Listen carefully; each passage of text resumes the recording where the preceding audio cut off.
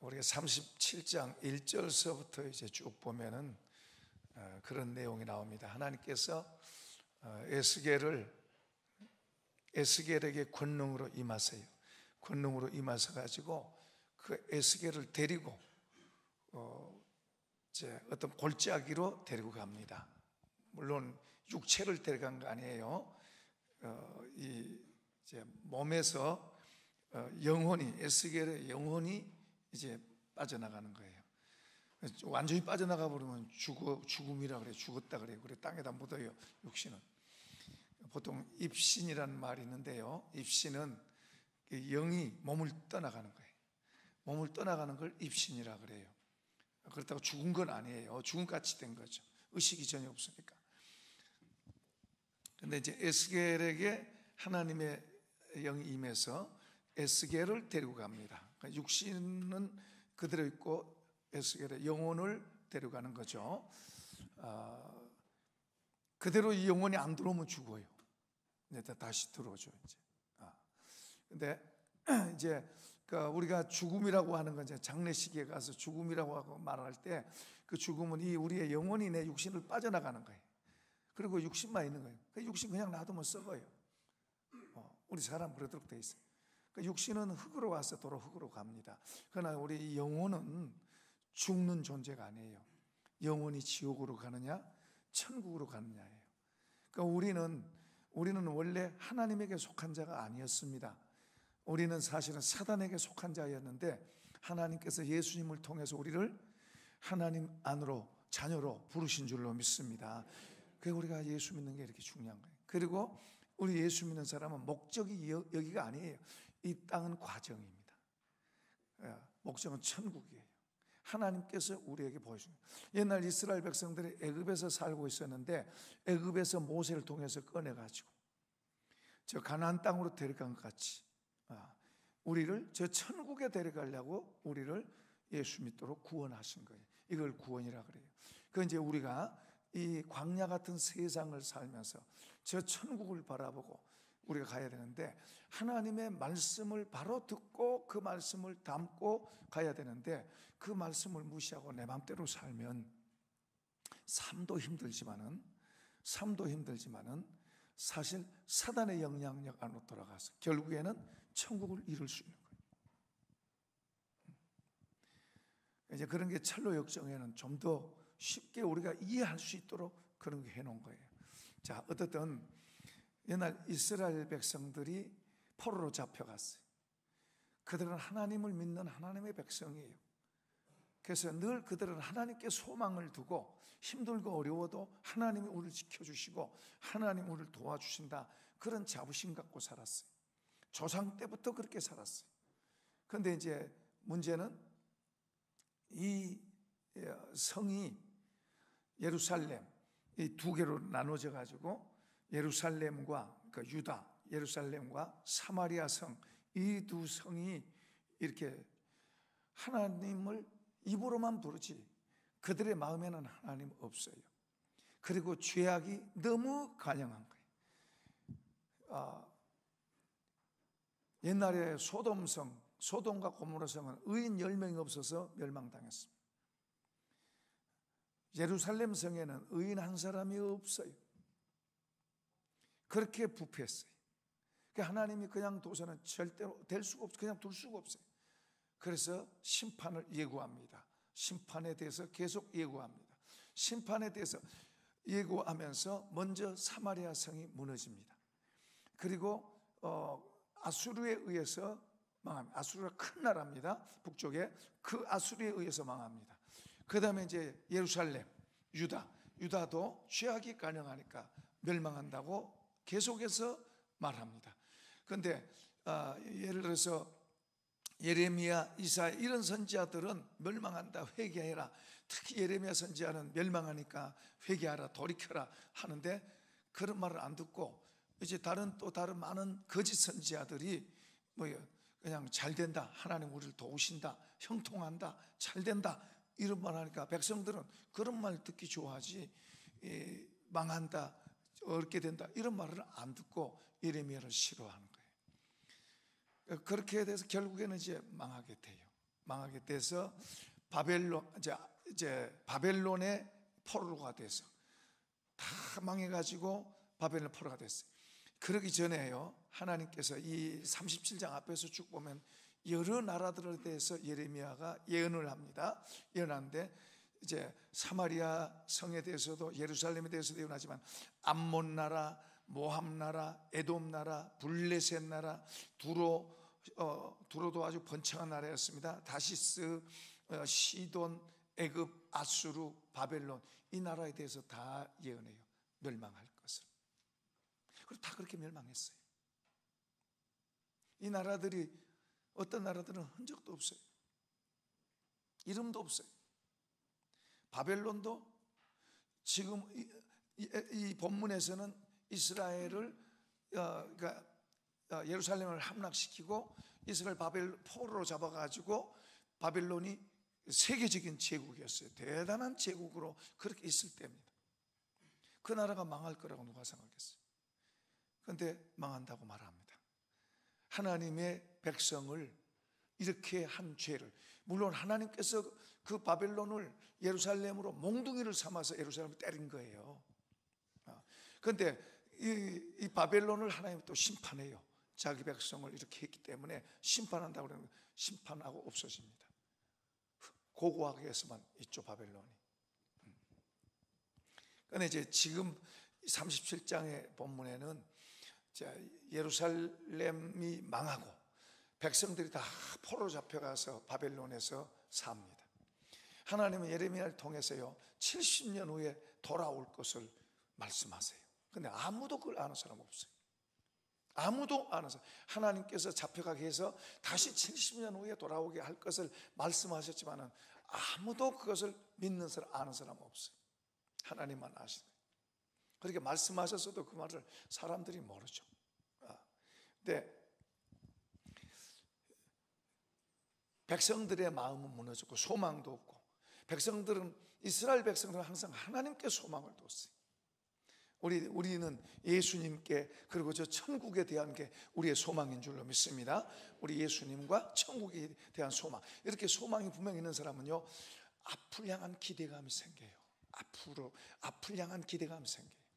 어떤 일이 있어도 앞을 향한 기대감이 있어요. 그게 산 소망이라고 해요.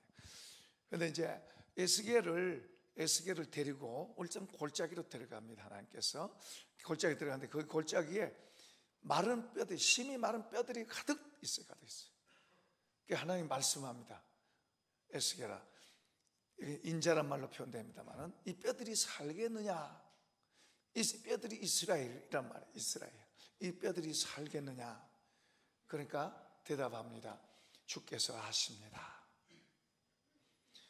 저 뼈들에게 하나님의 말씀을 대언해라.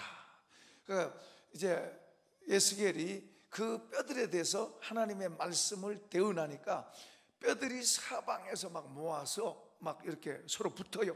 머리, 몸, 이래 어깨, 다리 해서. 그리고 그 위에 가죽이 씌우고 또 핏줄이 생기고 가죽이 생겨서 사람이 됐어요. 사람은 됐는데 이제 로봇, 인조인간처럼, 아니 우리 그 인도의 마네킹처럼 사람은 돼 있는데 그 속에 생명은 없어요. 생기 없어요. 또 이제 하나님께서 말씀을 대언해서 생기가 사방에서 들어오게 해라. 그러니까 그렇게 말씀을 대언하니까 그 마네킹 같은 사람 속에 이제 생기가 들어가니까 사람이 움직이고 살아있는 사람이 돼가지고 큰 군대가 됐다. 그러면서 하나님 말씀하세요. 바로 저 이스라엘이 저 뼈다귀와 같고, 그리고 앞으로 저렇게 될 것이다. 큰 군대와 같이 앞으로 하나님께서 그렇게 할 것에 대해서 말씀하세요. 그러면서 아까 우리가 읽은 본문은 두 막대기가 하나가 된다는 이야기가 나와요. 두 막대기가 하나 된다.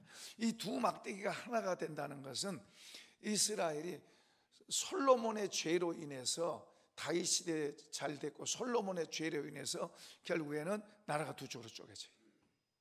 그래서 북쪽 이스라엘, 남쪽 유다, 이 두 나라가 서로 싸우는 일도 많아요. 어떤 때는 같이 지내기도 하지만 서로 전쟁하고 죽고 하는 이런 일이 참 많아요. 우리나라하고 비슷해요. 우리나라. 근데 이제 하나님 말씀에 이 두 나라가 다시 합쳐진다. 그 짝대기로 그렇게 합치게 해요. 실제로 하나님께서 에스겔을 보고 짝대기 두 개를 들고 이걸 합쳐라. 그리고 이렇게 이 백성들이 하나가 될 것이다. 아직 바벨론 포로에서 미래가 없는, 소망이 없이 살아가는 이들에게 하나님께서 이렇게 지금 말씀하시고 있는 거예요. 그리고 실제로 그 나라가 나중에 하나가 돼서 나눠지지 않아요. 근데 이제 예수님을 십자가에 죽이고 몇십 년 후에 완전히 망해서 2000년 가까이 없다가 다시 또 이제 일어나긴 했습니다만은 나중에 바벨론에서 다 돌아와요. 하나님께서 돌아오게 하셔요. 자기들이 힘이 있어 돌아온 게 아니고 하나님께서 이방왕 고레스 이런 왕을 통해서 돌아오게 해요. 돌아오게. 다니엘 같은 사람들, 에스라 같은 사람들, 느헤미야 같은 사람들, 그런 훌륭한 지도자들을 하나님 세우시고 그런 사람들을 통해서 이제 나라가 다시 세워지도록 그렇게 해요. 자, 우리나라 이제 6.25를 이제 6.25 주간에서 우리나라를 한번 봅니다. 자, 우리나라가 조선으로 있을 때 일본이 우리나라를 침략하려고 틈틈이 노렸습니다. 그리고 우리나라를 침공합니다. 중국을 공격하기 위해서 우리나라를 발판으로 삼아가지고 우리나라를 정복하고 그리고 중국과 전쟁도 합니다만은 어쨌든 일본이 이제 나중에는 이제 독일과 더불어 2차 대전을 일으키죠. 그리고 일본 밑에서 우리는 36년 동안 주권을 뺏기고 글도 뺏기고 이름도 뺏기고 모든 것을 뺏기고 그러고 살았습니다. 37년 동안 그간에 이제 의식 있는 사람이 독립운동도 하고 했습니다. 그런데요, 이 일본에게 속국이 되기 전에 하나님께서 1907년 하나님께서 굉장한 부흥운동이 평양에서 일어나게 했습니다. 평양의 대부흥이라고 그러죠. 평양에서 굉장한 부흥이 일어나서 한국의 예루살렘이라고 할 정도로 평양 시내에 주일날이면은 상가 문 여는 데가 하나도 없었어요. 주일날은 다 문 열고 하나님 다 예배 드리고 그러면서 북한 쪽에 교회가 아주 이렇게 성행했고 남쪽에도 있었지만은 북쪽이 훨씬 더 잘 살았고 그리고 북쪽이 훨씬 더 잘 나갔어요. 부흥운동이 났습니다. 그러면서 이제 일제에 잡히게 됩니다. 일제에 사로잡혀서 이제 나중에는 교회 종도 다 뺏어가고 그 숟가락 밥그릇 넛새 이런 거 다 이제 군수품 만들려고 다 뺏어갔어요. 교회 종들 다 교회마다 종이 있었는데 종도 다 가져가서 그 녹여서 이제 군수품 만들고 그렇게 했습니다. 그게 일본 사람들이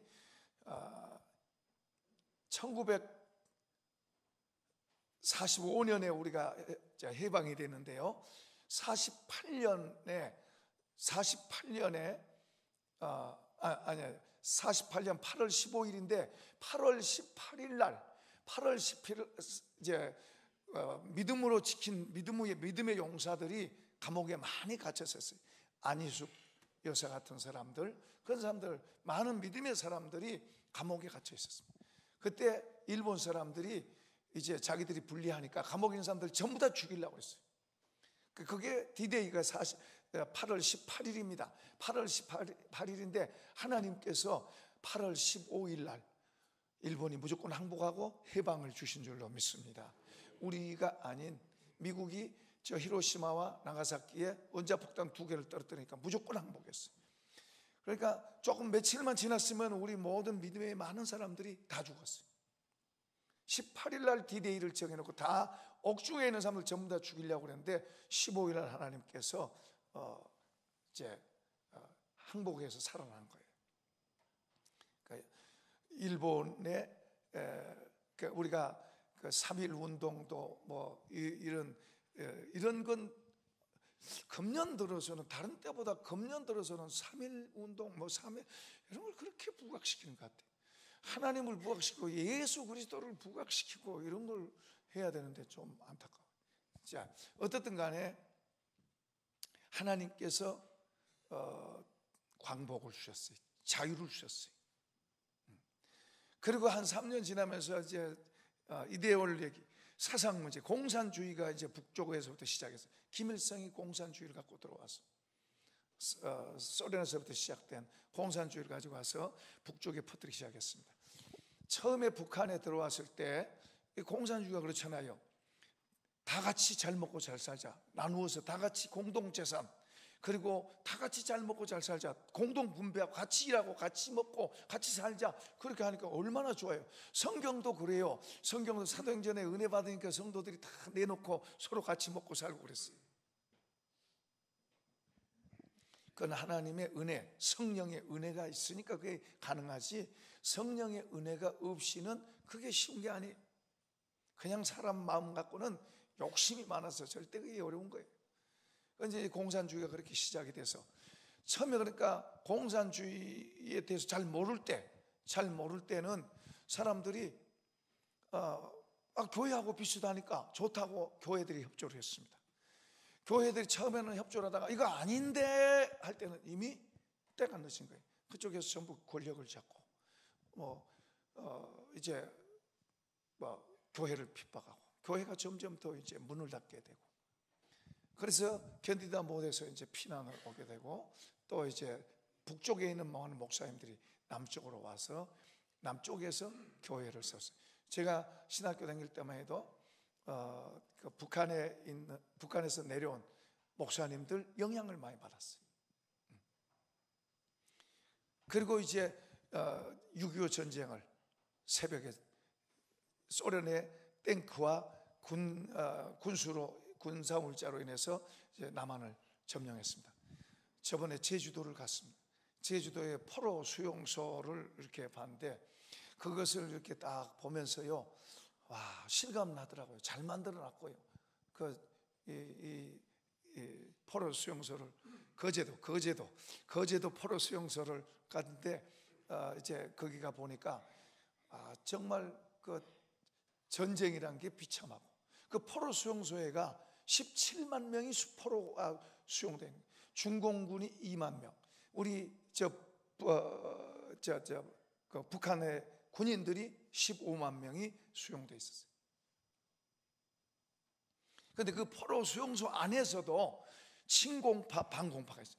그러니까 이제 북쪽에서 전부 다 북한 군인들인데 북한 군인들 가운데서도 반공하는 그런 의식을 가진 사람이 있어가지고 거기서 이제 당해봤으니까 강제로 잡혀와서 이제 군인으로 이제 붙여온 사람들이 많이 있었어요. 그 북쪽에서도 북한 군인들 가운데서도 친공, 그래가지고 공산주의가 좋다고 하는 그런 사람도 있고, 포로로 잡혀와서 강제로 붙잡혀서 북한에서 군인들로 와서 포로 잡혔는데 그들 가운데 공산주의가 싫다는 사람들이 또 많이 일어났어요. 저녁마다 이 침공하는 사람들이 반공하는 사람들을 죽이는 거예요. 그러니까 이런 일이라니까 나중에는 격리시키고 그렇게 하는데, 나중에는 반공 포로들은 이승만 대통령이 전부 다 모여 석방시켜줬습니다. 그리고 이제 침공하는 사람들은 북쪽으로 보내고, 이건 이제 유엔에 의해서 그렇게 침공하는 사람들은 북쪽으로 보내고, 반공하는 사람들은 이승만 대통령이 전부를 다 자유를 줬어요. 굉장한 이슈였죠. 그 당시에 대단한 용기고요. 그렇게 해서 했는데 거기에 보면은 그 전쟁의 그 아픔이 얼마나 생생하게 거기에서 싸우는 내용도 나오고, 또 이제 직업 교육 가르치고 밥 먹고 목욕하고 이발하고 하는 그런 내용들이 다 있어요. 그런데요, 거기에 젊은 부부가 부부 같아요. 젊은 부부가 같이 그렇게 보는데 남자가 자기 부인한테 그런 거예요. 저거 다 가짜야. 저거 다 쇼야. 기가 막히더라고, 기가 막혀.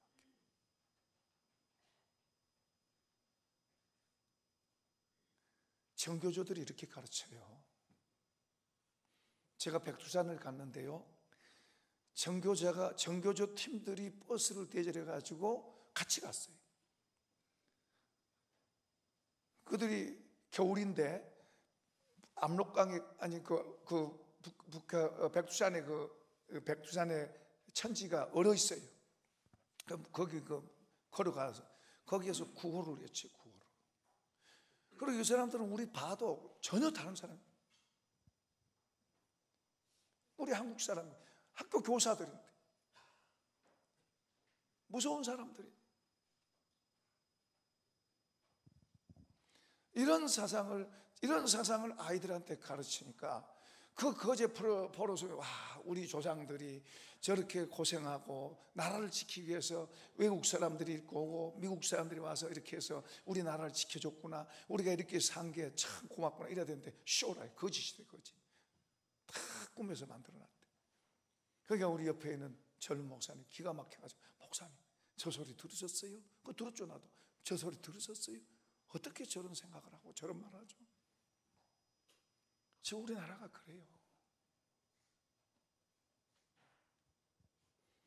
그 젊은 사람들만 그런 게 아니에요. 그게 우리가 걱정하는 거예요. 우리는 지도자를 위해서 기도해야 됩니다. 왜냐하면 우리가 뽑았으니까. 국민에 의해서 세워지니까 기도해야 됩니다.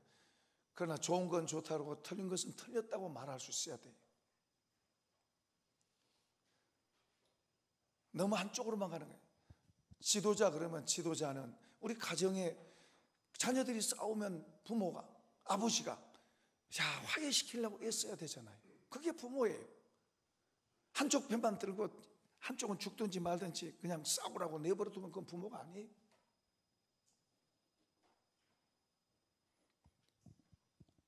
우리나라가 지금 좌우 나눠가지고 얼마나 피 터지게 싸우고 있어요.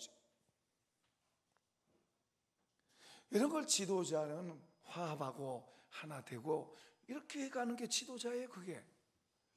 그런데 더 싸움을 더 붙이고 더 갈라서게 만드는 거예요. 내 말만 듣고 내 편에 있는 사람만 사람이고 국민이고, 그리고 아닌 사람은 적이야, 적. 지금 이런 식으로 가고 있는 거예요. 우리가 이만큼, 여러분, 남북이 나눠져 가지고 북쪽은 교회다 망가뜨렸어요. 예수 믿는 사람 잡아 죽였어요. 지금도 겉에 있지 그 진짜가 아니에요. 진짜는 속에 숨어서 기도하고 있어요. 하나님께서 저주하시니까 저 땅은 굶어 죽는 나라가 됐어요. 원래는 70년대 되면 저 나라가 더 잘 살았어요. 북쪽에서 온 장로님 한 분이 이남에 오니까요, 남한 사람들은 풀만 먹고 살더래. 그러더라고, 영락교회 장로님 한 분. 남한은 교회로 인해서 하나님이 축복하셔서 거지 같은 나라가 열강 속에 자랑하는 나라로 그렇게 된 것은 하나님이 복 주신 줄로 믿습니다.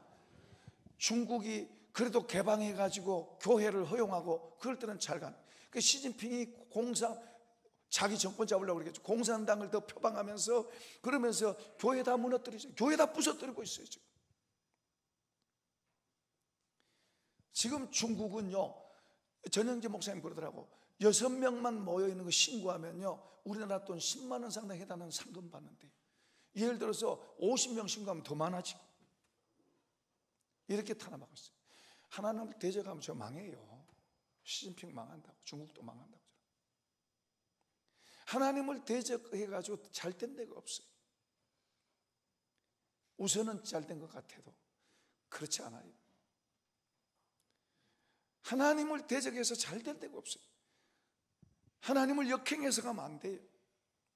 우리는 힘들고 어려워도 하나님 편에 서서 가야 하나님이 하실 줄로 믿습니다. 이 나라가 어떻게 지켜진 건데, 얼마나 많은 사람이 피를 흘리고 얼마나 많은 사람이 고통을, 심지어는 유엔군이 6.25 때 거기 보면은 지도로 다 돼 있는데 보니까는 북한군이 내려와 가지고 우리나라는 낙동강 그쪽에 낙동강까지 밀렸어요. 이제는 바람 앞에 등불이 이제는 망할 판이에요. 그런 상황이 됐는데 그때 부산 초랑교회에서 목사님들 수백 명이 그때는 어떤 심정으로 기도하겠습니까? 이건 죽기 아니면 막 정말 그렇게 기도하는 거죠. 그 기도를 들으시고 하나님께서 유엔군을 보내고 유엔군 창설돼 가지고 처음 파송됐어요. 그런데요, 또 재미있는 일화가 있는데 소련 유엔 대표가 거기 참석했으면 반대했을 거예요. 파병하는 참석. 그런데 소련 대표가 오다가 차가 고장 나버린 거예요. 그래서 못 참석했어요. 그 유엔에서 한국 전쟁에 파견하기로 만장일치 해가지고 돌아왔어요. 에티오피아 같은 가난한 나라도 우리를 도우러 왔고, 터키 같은 나라도 우리를 도우러 왔고, 필리핀 같은 나라도 우리를 도우러 왔고. 우리는 세계 나라에 빚졌어요. 빚졌어. 그런데 하나님께서 우리 한국에는 교회 부흥을 주셔서 세계의 유례가 찾아볼 수 없을 정도로 그런 부흥을 주시고 한국 교회가 일어나고 세계 많은 나라에 미국 다음으로 선교사를 많이 파송했어요. 선교사들이 파송돼서 그들이 복음도 전하지만요, 어떤 나라 가면 대통령이나 정부 어떤 관리들이 가면은 말을 못 하잖아요. 그러면 선교사들이 통역하고 그런 데도 많아요. 그러니까 국가의 공헌도 많이 한 거예요. 필리핀의 권영 선교사 같은 분은 거기에 대학과 학교를 세워가지고 얼마나 많은 영향을 끼치고 있어요. 나라 국위 성향을 한 거예요. 한 사람의 선교사가 가가지고. 그러니까 우리가 그냥 지금 잘 되니까 내가 잘나서 잘 됐다고 생각하면 안 되죠. 거제도 거기도 한번 가봐야 될 것 같아요. 그런 참 피 흘림이 있었고 그런 고통이 있었고, 그리고 많은 우리가 꺼져가는 우리나라를, 정말 이제 막 꺼져가는 우리나라를 도우려고 세계 많은 나라들이 와서 우리나라를 도와서 우리가 지금 이렇게 있는 줄로 믿습니다.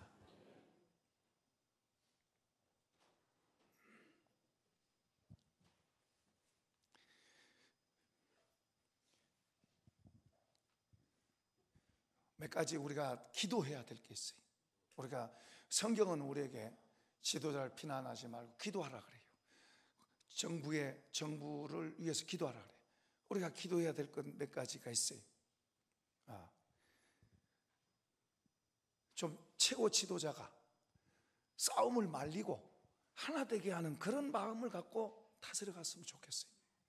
그런데 현실은 그렇지 않아요. 한쪽으로만 가요. 오히려 싸움을 붙여요. 저번에 그 현충일 날은 저 제사날 아닙니까? 제사날. 6.25 전쟁하다가 죽은 사람들 제사하는 자리 아닙니까? 거기에서 최고 지도자가 하는 그 말은 정말 이건 말이 안 되는 거예요. 실수했다면 그냥 실수했다 그러면 될 텐데 이런 의도를 갖고 있으니 어떻게 되겠냐 말이에요. 물론 뭐 이제는 하나 되게 하기 위해서 좋아요. 그러나 그것도 때와 장소가 있지.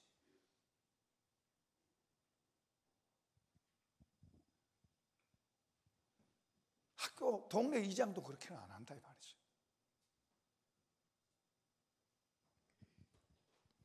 그 다음에 우리가 매스컴에 늘 보면은 민노총 같은 대한민국 법치국가인데 이렇게 하면 안 돼요. 기도해야 돼요. 경제 정책도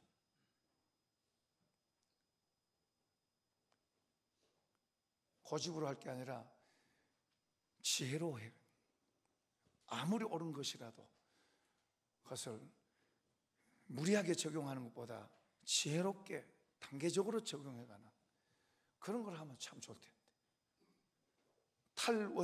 원전 폐기해가지고 나중에 한전이 지금 빚더미 올 거예요. 빚더미. 이제 앞으로 점점 더 국민의 부담도 더 커지는 거예요.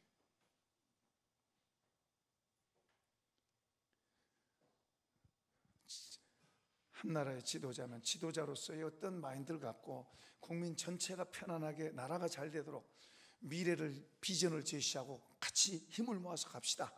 예를 들어서 우리가 통일이라면 이렇게 해서 우리가 통일을 합시다. 그러면서 이렇게 서로 같이 대화하고 하나 돼서 이렇게 가야 되는데, 잘못된 과거만 이잡듯 뒤지느라고 세월 다 보내.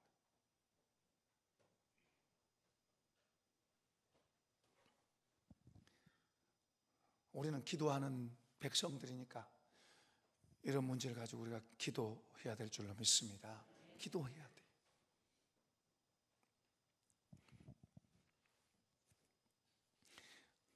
오늘 우리가 읽은 본문의 내용은 두 개의 음악대기가 하나 됐다 그랬어요. 저는 이게 하나님께로 계시받은 건 아니에요. 그러나 하나님께서 예레미야에게 이렇게 말씀하신 이 말씀이 사실로 된 줄로 믿습니다. 하나님 말씀하면 그대로 되는 줄로 믿습니다. 저는 이걸 계시받는 게 아니라 이 말씀을 통해서 우리 남과 북이 서로 이렇게 하나가 돼서 다시는 나눠지지 않았으면 좋겠어요. 그것을 한 50년 가까이 남북한 통일되게 해달라고 우리 한국교회가 계속해서 기도해 왔습니다. 계속해서 기도해 왔어요. 그런데 북한에 의해서 통일되면 그건 교회 다 없어지는 거예요. 우리는 한국에 의해서 자유민주주의로 통일이 되고 저 북한에 있는 2천만의 영혼도 구원해야 될 줄로 믿습니다. 구원해야 돼요. 그런 걸 위해서 우리가 기도해야 돼요. 하나님 우리 기도 들으시니까. 우리가 어떤 사람 잘못했다고 잘못했다는 것을 비난한 것보다 우리는 그를 위해서 기도하고, 또 우리는 그렇게 배우고 있잖아요. 위해서 기도하고 또 기도하고. 하나님 우리 기도 들으시니까 기도하고, 그리고 바로 되기 위해서 우리가 기도해야 될 줄로 믿습니다.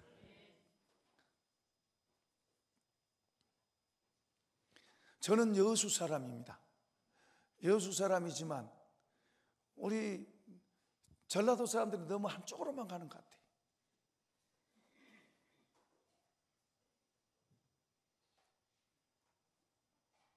어떤 사람 정부 비판한다고, 제가 비판하는 거 아니에요. 옳고 그런 걸 말하는 건데 그것을 듣기 싫다고 교회에 옮긴 사람도 있어요. 우리는 좌우를 뛰어넘어서 예수님을 바라보고, 우리는 전에는 김씨, 이씨, 박씨고 또 동쪽 사람이고 서쪽 사람이고 뭐 이렇게 했지만 지금은 우리가 예수님의 가족인 줄로 믿습니다. 하나님을 아버지로 부르는 가족이에요. 하나님이 가르치는 말씀, 하나님이 가르치는, 다시 말하면 좌당 우당도 아니고 예수당이어야 돼요. 예수당. 그래서 그분이 가르치는 말씀을 따라서 옳고 그르고, 이 가까운 사람도 틀렸으면 틀렸다고 말해야 되고, 그러면서 옳은 것을 따라서 가야 되는 거예요. 눈에 보이는 것은 어느 것도 완전한 것 없어요. 눈에 보이는 것은 어떤 것도 완전하지 않아요. 어떤 것은 이게 옳은 것 같은데 틀릴 수 있고, 저게 틀린 것 같은데 옳을 수도 있어요. 눈에 보이는 것. 그러나 하나님의 말씀, 하나님의 말씀은 영원한 줄로 믿습니다. 그분에 의해서 우리 자신을, 우리 생각을 만들고, 우리가 특히 이 정권에 대해서 많은 목사님들이 반발하고 혈서를 쓰고 할 정도는 죄를 짓는 일에 너무 적극적이 되어 있는 거예요. 동성애 같은 이런 일에 너무 적극적이 되어 있는 거예요. 그러니까 우리는 항상 이쪽이나 저쪽이냐가 아니라 하나님 앞에서 죄 지면 우리는 망하도록 되어 있어요. 아까도 봤잖아요. 쭉 예언한 나라들이 다 망한 것 다 봤잖아요. 우리 민족도 이렇게 싸운 건 죄 때문이에요, 사실은. 그러나 모든 주권이 하나님 앞에 있는 줄로 믿습니다. 그런 거로 우리는 그 하나님 앞에서 우리도 죄 지는 걸 두려워하고 하나님 바로 살고 그분의 가르침과 교훈을 따라 바로 살려고 하는 그런 정신을 우리가 바로 가져야 돼요. 바로 가져서 우리 삶을 바로 만들고, 우리가 저 사람 망해도 나는 좋다, 그건 사랑이 아니에요. 저 사람이 망하는 길로 가면 여보시오, 망하는 길로 가면 안 됩니다, 말할 수 있어야 돼요. 내버려둬, 아니에요. 그게. 우리 가족이 잘못하고 있으면 잘못하고 있어, 당신 예수 안 믿으면 그 지옥 가는 거 뻔히 아는데 그대로 두면 안 되는 거예요. 예수 믿으세요, 해야 되는 거예요. 도둑질하면 도둑질한다고, 남편이 도둑질하면 도둑질하면 안 됩니다 하고 말할 수 있어야 돼요. 회사 때문에 어떤, 그럼 사표 내세요. 도둑질해야 된다면 사표 내세요. 어떻게 하면 못 먹고 살겠습니까? 그럴 수 있어야 돼요. 그게 예수 믿는 사람들이. 도둑질해도 그냥 도둑질 하세요. 돈 몇 푼 주면 좋아가지고, 그 예수 믿는 사람이 아니에요. 그 교회 와가지고 주여 잘못했습니다, 도둑질한 겁니다, 도둑질했는데 용서해 주세요, 용서해 준 줄 미스.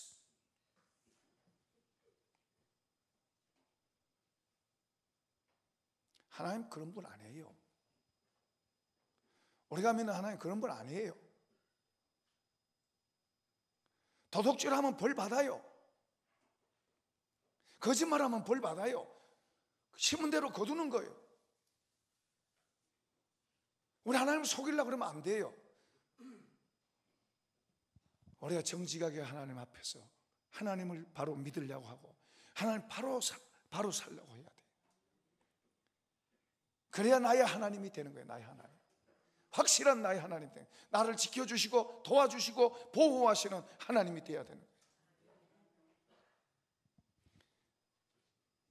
하나님 있는지 없는지 모르겠다, 그렇게 믿으면 안 돼요.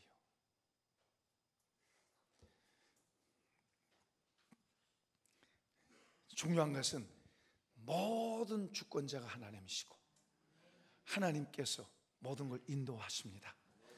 우리가 우리나라가 하나 돼서, 남북이 하나 돼서 좀 저 북쪽 땅에도 복음이 들어가고 교회가 세워지고, 그래서 더 세계에 영향을 끼치는 그런 나라가 됐으면 좋겠어요. 늘 그런 걸 위해서 기도하는 거죠. 우리가 믿는 하나님이 모든 역사의 수레바퀴를 돌리니까, 아까 제가 서두에 말했던 나라들, 그때는 잘 나간 나라고 강대국들이었습니다. 없어요. 하나님이 망한다 그러니까 없잖아요. 없어요. 그 나라들이 없어요. 찾아보려고 해도 없어요. 그 당시에는 얼마나 잘 나가고 부유한 나라고, 이스라엘을 이렇게 우습게 여기던 나라들이었는데, 우리가 눈에 보인 대로 취하고 세상 것에 취하지 말고, 역사의 모든 주권자이고 역사의 수레바퀴를, 크게는 세계를, 적게는 나라를, 그리고 그 가정을, 우리 사람을 하나님이 주권자에, 그분이 하세요.